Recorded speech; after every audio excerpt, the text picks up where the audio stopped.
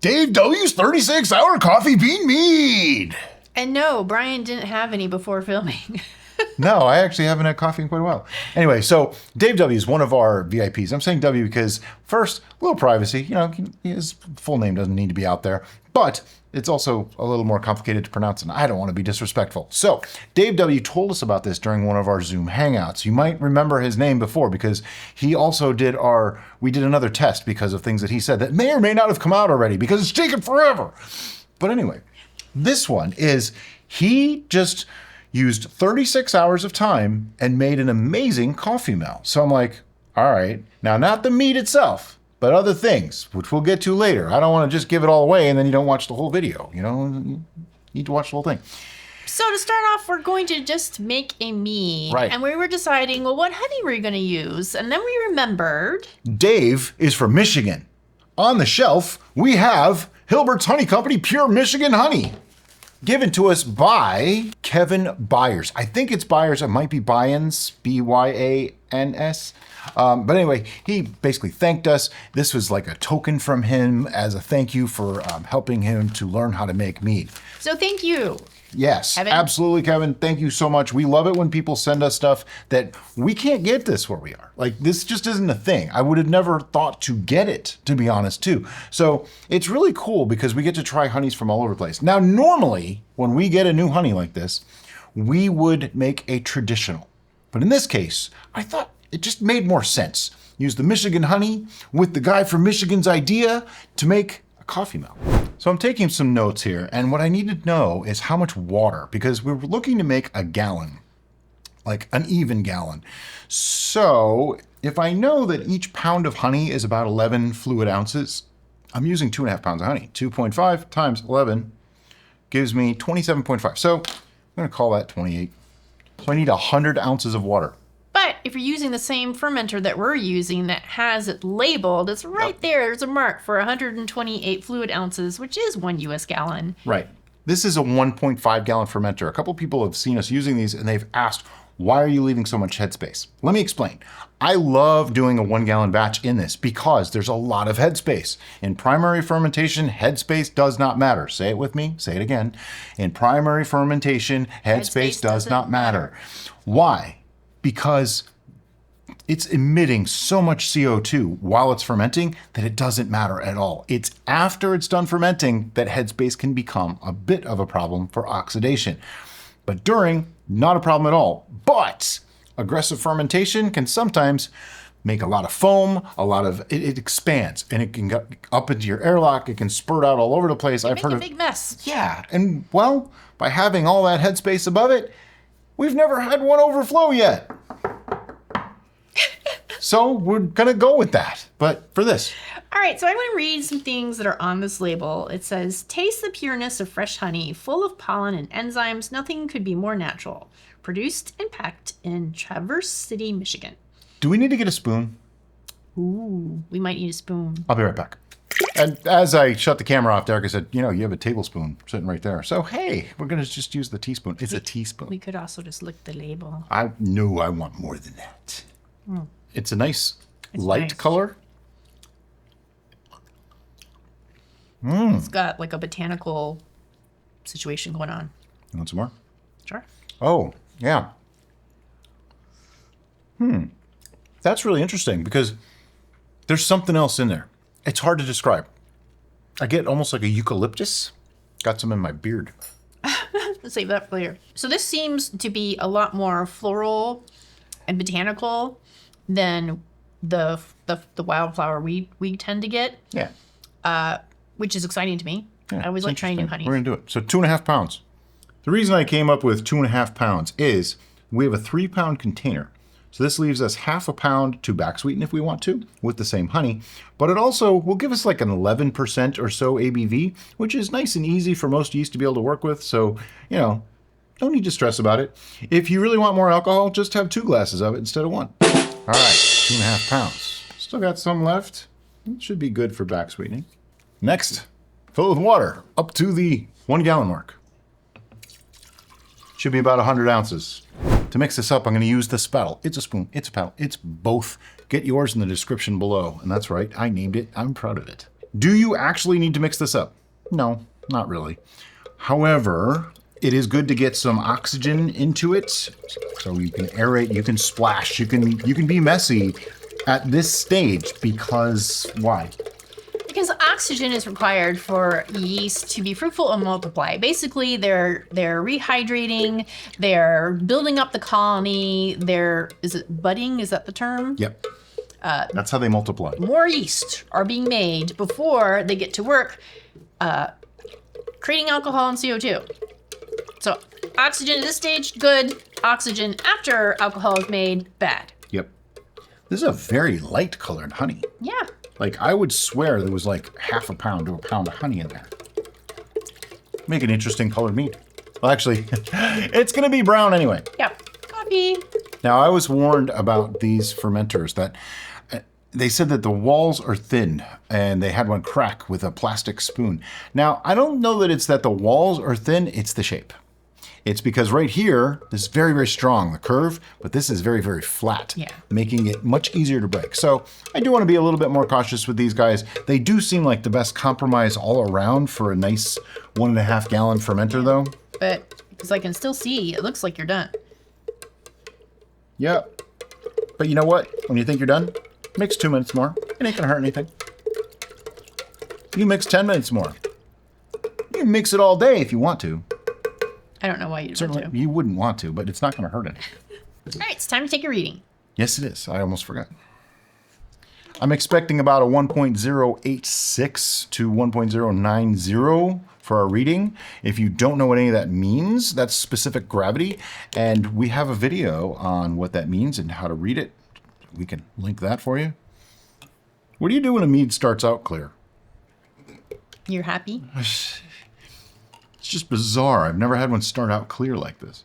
1.090. Love it when a plan comes together. Okay, because this is sort of an experiment, but it's also a recipe, I wanted to go with the yeast that has a known track record for us, something that we're familiar with, that we know will work well in our environment. So we went with Lalvin 71B, also known as the Beast. The reason we call it that is because in our environment, which is, we usually keep things about 75 to 77 degrees in this exact room, it works extraordinarily well. It has gone well past the 14% tolerance that it is rated for on many occasions. So it's just a solid performer, but it also produces some fruity notes and things like that. It also does not require heavy nitrogen load, so you can do it pretty easily without adding a lot of nutrition. It just works really, really well. I'm gonna do about a half packet.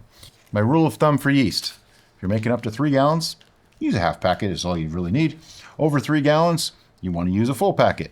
At 3 gallons, whatever way you want to go is fine. This will get taped up and put back in the fridge. That's where I got the yeast from initially. That's where we keep it all the time. Makes our yeast last a lot longer. So now we're going to put our lid and airlock on. I got to make up my fancy schmancy labeling apparatus here. I got to dry the lid. Also known as masking tape and a piece of paper. That's it. Now, I know some people like to use all kinds of apps and stuff to keep track of things. Some people have said, oh, just put a number on here and then you can access that on the computer. I actually like to just have a piece of paper. Call me old school that way. That way I can just look at it and know what we did. It's a lot easier than having to go dig things up to look at it every time. So that's just personal preference. But, you know, you do it whatever way works best for you. That's right. So what's going to happen now? We're going to let this sit. And it's going to start to ferment. And by ferment, we mean the yeast are going to produce CO2 and alcohol. That airlock should start to go bloop, bloop, bloop. And eventually it'll get really fast. And then it'll slow down. Bloop. Once it starts to slow down, probably about 2 weeks or so, we'll be back to give it a check and let you know how it's doing. First things first, we got to get my tilt out of there because I might want it for something else. She has a sanitized hand. It was literally just in turbos. So go ahead and grab it out of there and drop him into turbos. Okay, as you look inside this fermenter, you'll see some white across the top. Now, what I want you to notice is it's not hairy, it's not feathery or wispy like mold would be. It has no eyeballs, it has no teeth. Therefore, that is just like calm yeast and things like that. It could be a little bit of a wild yeast getting in there. More than likely, it's nothing to worry about. It smells perfect. It smells just like mead. So it's time to add the coffee beans. Now, I talked to Dave, who invented this concept, and he said 5 ounces of coffee beans for 36 hours. Today I'm using Costa Rican terrazzo roasted coffee, and 5 ounces is a lot of beans. But I have a little issue with the 36 hours because it is 1:45 in the afternoon right now. Do you want me to just pour these in? Yeah. All right. It is 1:45 in the afternoon right now. There is no way I'm getting up at 1:45 in the morning to take these out of here. So it's going to be a little more than 36 hours. But you know what? I like strong coffee, so I'm okay with that. All right, let's, just to be those kind of people, put the time that you added, the date and the time that you added the coffee, please. What I want to do, though, is get them a little bit more wet than they are. So I'm just going to kind of swirl around. I'm expecting them to float. So they're not going to be in here long enough to probably mold or do anything nasty. I just want to make sure that they don't, you know, stick to the sides like they're doing. Why? All right, I need a tool. What kind of The tool? baster. Just hand me the baster. Right now, it smells like coffee. It actually has a nice chocolatey smell. The Costa Rican terrazzo is really nice. And this is going to go into the fermentation, which is really, it's just going to sit up on top of the fermentation because there's no more room in there right now. And we're probably going to set an alarm on our phone. I'm not getting up at the 36-hour mark. We're just going to do this to early in the day. remind us the day that we're supposed to Oh, check right, this, because right. it's not a typical filming Yeah. day for us. Well, it is. It's just not for this channel. Anyway, Anyway, see you then. Okay, it's been 47 and a half hours. I'm not getting up at 1 a.m. to do this. So, we need to rack this. Get it off the beans. I like my coffee strong. That's my story and I'm sticking to it. Many of the beans fell to the bottom. Yeah, it smells coffee. like coffee. Are we doing a gravity reading first or racking first? Let's rack first, then gravity. Okay. I was very dubious about this. I might have mentioned this before. The whole coffee bean, I didn't think that would extract very well, but I don't know. Certainly smells like it did. It definitely added color too. Sure. Now you could also be smelling just the beans that were sitting on the surface too. So we won't know until it's done. Now, since I know someone's going to ask, could you dry out these beans and then grind them up and make coffee? Sure, you could. I'm not going to, but you totally could. All right, so the reason I'm taking a reading is because I don't have it in my notes. I'm not sure if I took one last time, but I know I used a tilt in this, and the tilt said this was done, like done. So it's probably not changed. And I don't think that the coffee beans would have changed the gravity at all. Like the new crystal clear graduated cylinder and tiny hydrometer. You can go over to the Beyond the Brews channel and see us test this against our other hydrometer. This is from North Mountain Supply. Really, really cool stuff. Okay, 1.000, exactly where it was last time. So, using the calculator teacher said I would never have handy, let's figure out how much alcohol this is going to have. We started at 1.090. It ended at 1.000. Multiply that by 131.25. And it's 11.8%. I'm going to call that like 11.5. We are going to put a bung and airlock on this and let it sit for a while, probably a week, and then we're going to be back for final adjustments. Okay, so a week has gone by. It's been sitting after racking. It's clearing out. It's looking wonderful. But now it's time for some adjustments. Let's make sure we like it. So first we're going to rack to our pitcher. Because if we rack right to a fermenter, trying to add things and mix it is a lot more complicated. So we like to just do this. It's an intermediary step. No big deal. Okay, so we racked it. Now it's time for the first taste to see, just kind of get a baseline. It's usually kind of a small sip because it's going to be dry. And coffee dry is not really Derica's favorite thing. It's coffee. Yep. Send me happy thoughts back into the past. Ooh, it smells very coffee, but in a nice way. It's almost a chocolatey coffee.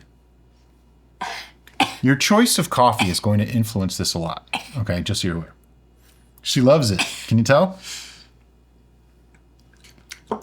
Okay, it's got a good acidity. It's got a mouth-coating tannic quality. It is super dry. Right now, I love coffee. I don't want to drink this. So, we're going to sweeten it. More honey. We just happen to have more of the Michigan honey that this came with, almost on purpose, actually very on purpose. So I'm going to do our sweetening method, which is Add some, taste. Add some more, taste. When you like it, that's when it's right.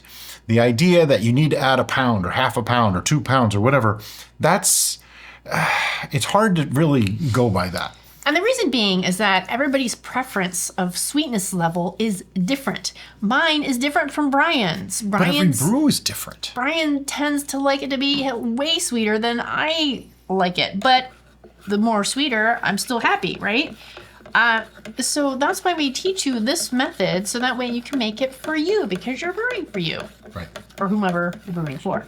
And the idea that, oh, I like everything to be 1.012, that's not exactly an accurate way to see it, because We've seen it ourselves when we make a capsicum, because that spicy note is so aggressive, we tend to need to add more sweetness than what we typically do, because to find the right balance. The same thing might be applicable here, because the acidity and tannic natures that are inherent in coffee are so pronounced right now that on top of being dry is just, it grabs you. Methaglin's another one. There's such strong spices in there that a lot of times you need to be a little bit sweeter. And that's why the sweetness is relative. It's not really an absolute. So I like to sweeten the taste. Plus, if I tell you add half a pound of honey, well, what if you have 10 ounces different volume than we do? Your sweetness level is going to be different. Yep. So it's really hard to give that absolute. But what we like to do is give a specific gravity reading at the end so that you can sweeten it to the same level we did. One thing I'd like to say is this is actually reasonably clear. Yeah. Still smells like coffee. I would imagine it does. Yeah. Can't imagine that changing with adding a couple ounces of honey like I did.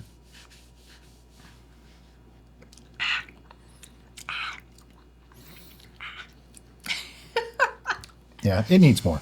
It's definitely a coffee beverage. Yeah. Right now it's a mixer. Oh, Lordy. Okay, I added a bit more honey that time. Something you'll notice as you get more experience at doing this, you kind of can get a feel for how much honey to add at a time. When starting out, if you're not sure how much to add, go minimal, a tablespoon or 2 at a time.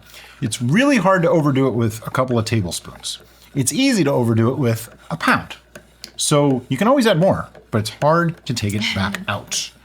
As in, I would say darn near impossible. You might have to just mix it with something else. And that is another thing that you could do. Like if this came out too strong of a coffee flavor for you, mix it with a neutral, like a traditional honey or a traditional mead, and you can cut that flavor back. To me, the coffee flavor on this is strong. When Dave told me about this, I was like, there's no way you're getting that. Yep. Dave, you did it again. Second time you told me something that I said, there's no way. And he was right. So from now on, if Dave speaks, I'm going to listen. He's the new E.F. Hutton. Yeah. He's actually been a VIP for a couple of years now. Good guy.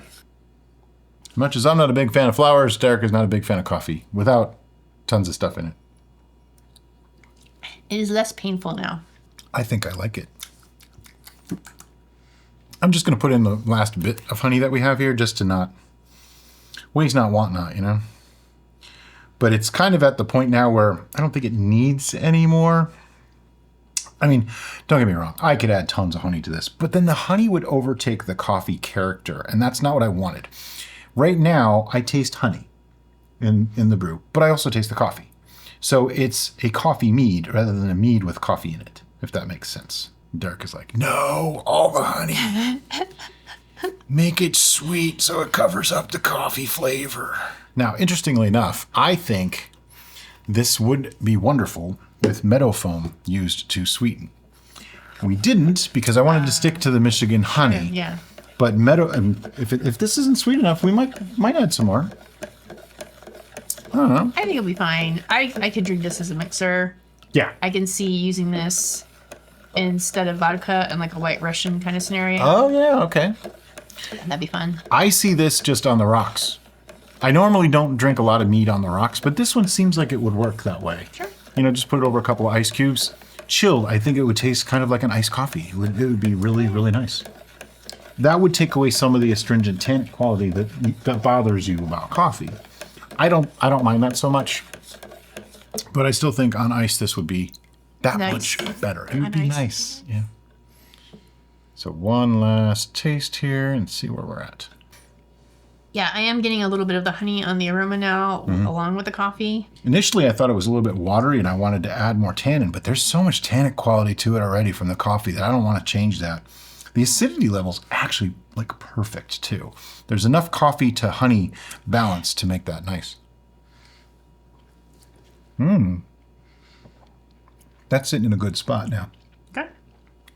Are you okay with this? I don't think I'm ever going to be okay with this. All right. So at this point, we now have an unstable brew because, yes, it finished fermenting. It's only 11.5%. We use 71B that we know can go to 14, 15, maybe even 16. We just added a bunch of fermentable sugar in the form of honey. Right. So we're going to rack this back to a 1-gallon fermenter and we're going to pasteurize it. We have a video on pasteurization. There's a couple different ways to do it. The sous vide is the easiest way to go. If you don't have one, trust me, invest in it. It's great. Seriously, if that's all you use it for, it's worth it because, wow, it just makes things so much easier. Anyway, we're going to do that, and then we will see you in another week for the final tasting. Forgot one very important thing. I promised you I was going to give you a specific gravity reading and then forgot to do it. So here we go. I have an idea. The whole purpose that this hydrometer was invented for. I'm going to show you in just a second. Wait till you see it. You're going to love this. Watch, here it goes. Ta-da! And it's floating. It's bouncing around like crazy too, but it's floating. 1.016. Now we'll see you in a week. Okay, I'm just gonna pour some of this in here. I used it for the picture. And I know Derek is not gonna be a huge fan because it's coffee. Super coffee. But we got the little tiny mason jar box. I love these things. First time using them, actually. Yeah. Okay. It is a little too clear, actually. It's super clear. It's like, it's got a light yellow golden hue, but it looks kind of like moonshine, actually. And I think it's because I'm looking at the mason jar. They have lids too. Look at this. It doesn't look particularly coffee-ish. It doesn't at all. It doesn't look like what it should look like. But you don't even have to put your nose in there. it smells like coffee. Coffee. That's just coffee. Coffee. Now, I can tell you a couple things. The honey you use here and the type of coffee you use is going to change this completely, okay? I used a pretty good Guatemalan or Costa Rican coffee that I know extracts well. The darker the roast, the darker the color is probably going to be, and the stronger the flavor will be. But remember, the lower the caffeine will be, because the darker the roast, the less caffeine. Which is ironic, because espresso actually has the darkest roast, but when you have espresso, it has high caffeine because of concentration. But I digress. In this, I think a good quality coffee is a must. Yeah. Someone's going to ask, can I use instant coffee? Can you and should you are two different questions. Yes.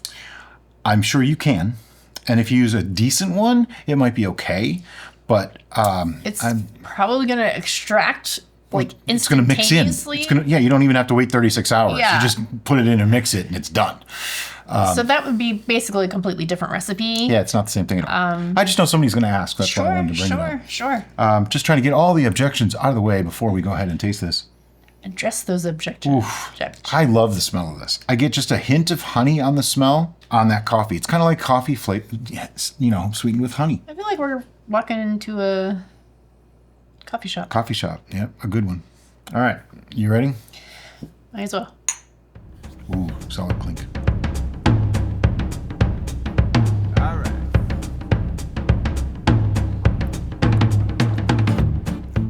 That is nice. It's not as strongly coffee forward as you would think from the smell.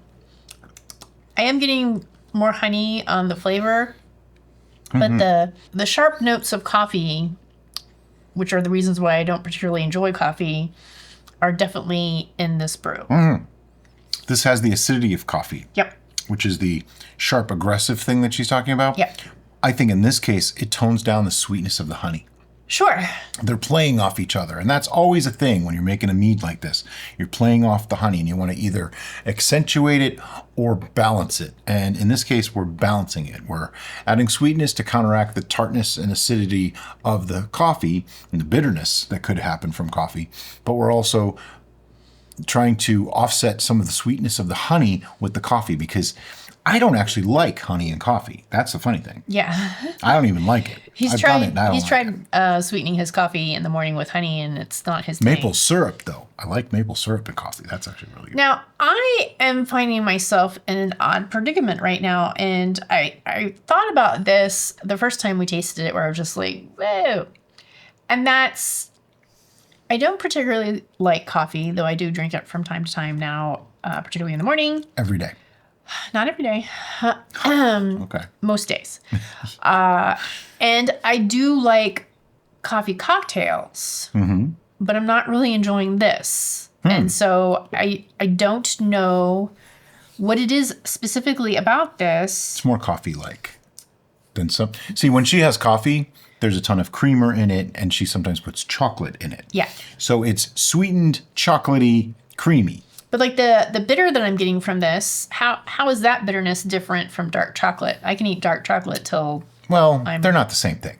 Right, but it still has that specific bitter note. It's very similar. That's fair. With dark chocolate and coffee. I happen to love pure dark I chocolate. think it's maybe... Whoa. Almost spilled it. Maybe the acidity with that bitterness that's Could be. making me less than thrilled. See, I'm not getting those bitter notes because I drink black coffee. I don't. So to me, this is sweet and light and easy compared to the way I drink coffee. Sure. I drink espresso without anything in it. So, yeah. Hey, different tastes. You know, this is how the world goes around. If everybody liked only one thing, our world would be pretty boring, and our channel would have 750 of the same video. There's no fun in that. Yeah, I think I'd give up after the 730th time. I don't think I'd make it to 750 or 800 or whatever we have now. I don't even know how many videos we have anymore. All right, so at this time on your screen, you should be seeing our scoring card. Our scoring card goes from 1 to 11 because, yes, ours goes to 11. What you don't see on our scoring card is the mythical 0, and that's for things that just absolutely need to go down the drain. Yep. What you also didn't see is that I just swapped glasses with her so she didn't have to finish the rest of it. Because he loves me. And because I like this. Do you have a number? Yeah. Yeah, I do. 1, 2, 3, 7.5. Wow, 3. Okay. Yeah, this is not her thing. No. You have to like coffee to like this. If you don't like coffee, you will not like this. Don't make it. I'll just tell you right now. If you don't like coffee, you will not like this. I really wish I could put my finger on specifically why this is not working for me at all. It's the bitter note the coffee can have. Now, remember, we extracted this for just a few hours longer than Dave said to. Well, about 50% longer than he said to. Because, well, 33% longer. Anyway, because he said 36 hours. We did almost 48. It was like 47 hours. So a little bit longer. This does seem to have a little bit of a bitterness on the back note. I don't mind it, but I did knock it down a little bit for that. So Sure. Not as much as you did, but I did knock it down. If we had racked it sooner, then... It might be more pleasant. It might have Right. more of the sweet... Because here's what happens with coffee. When it starts to extract, it starts pulling out things that are very nice to the palate. They're usually chocolatier, kind of nutty, rich, deep aromas. And as you get more and more extracted, you start to get to more bitter compounds. Now, that usually happens with heat extraction. Cold extraction is usually not as harsh. Yeah. Like cold brew doesn't have the same acid profiles and things like that as regular brewed coffee. This is technically a cold brew, but it's even different than that. It's really bizarre because of using the whole bean. I didn't believe him that it was going to work. Sure. Also, the alcohol is going to aid in extraction as well. Yes, that too. So the alcohol might have extracted the bitter things that normal cold brew would not have extracted. That is it's a supposition. Sure. Theory. But it actually seems to fit. For me, because I can drink black coffee and I enjoy black coffee from time to time, I drink it because I need to, and I do it black because I have to. Yeah. But anyway, because of that, I think that's why I can appreciate this a little bit more. Sure. But yeah, there is definitely that bitter note towards the end that isn't super favorable. I really kind of wish it wasn't there. And it could just be the extra extraction. It could also be a different kind of coffee would change that. There's so many variables here. One thing you do not want to do, though, is when you're making coffee and you don't like it bitter, don't just use less coffee, because then you're over extracting what you do have, making it more bitter. In fact, most people, when they say they don't like bitter coffee, they need to put more coffee in and extract it less time. That's how you do that. So in this case, we could have probably gotten a similar coffee flavor if we had used more than 5 ounces of beans and only extracted for, say, 24 hours. That would change the flavor profile. Very, very interesting stuff, and it's something I might do an experiment on someday just to see what the differences are. Sure. Because that would be really cool to be able to balance that perfectly. Yeah. But anyway. Summation. If you like coffee, give this a try. If you don't, maybe try something else. And Dave was right. Again, whole beans, extracted beautifully. Did a great job. And as always, guys, thanks so much for watching and have a great day. Bye-bye.